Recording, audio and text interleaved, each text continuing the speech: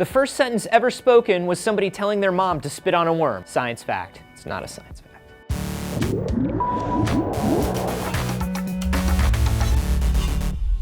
Anthony here, and if you study or speak more than one language, you are familiar with words that sound the same in multiple languages because they all come from the same root.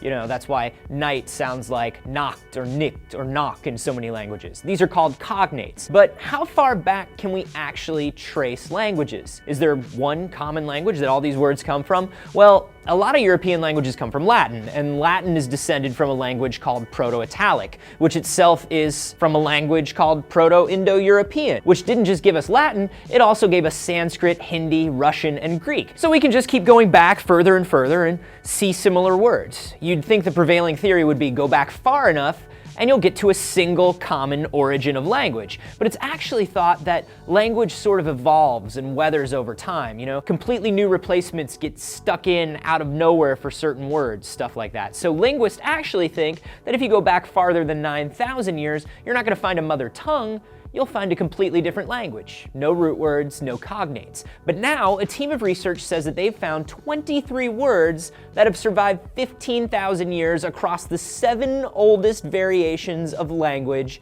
in Europe and Asia. And that means that there was probably a common ancestral language to all of them, one that would link 700 modern languages together. The researchers call it Proto-Eurasiatic. 15,000 years! So potentially, someone from the Ice Age could probably understand a little bit of what you're saying if you were talking to them, the same way that you can understand a few words when someone speaks an unfamiliar language to you. So what are the words that survive 15,000 years? Well, you've got some that you'd expect, you, me, mother, here, fire, and then some weird ones, like worm and spit. I always knew fire was pretty important to early man, but I was not aware of the importance of spitting on worms. Though it is fun to spit on worms. Check out all the words below. We'll also put a link to a page where you can hear them in some ancient languages. It's interesting that these particular words stayed unchanged because it means that they have significant importance to us as a species. These are representative of the ideas that we've held on to and communicated the longest. Spitting. I mean, I know Egyptians and other ancient civilizations use spitting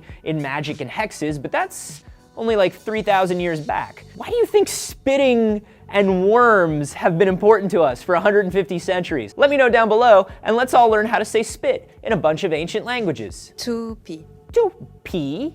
To Toop. Petit. Petit. Toop. Toop. Good work, everybody.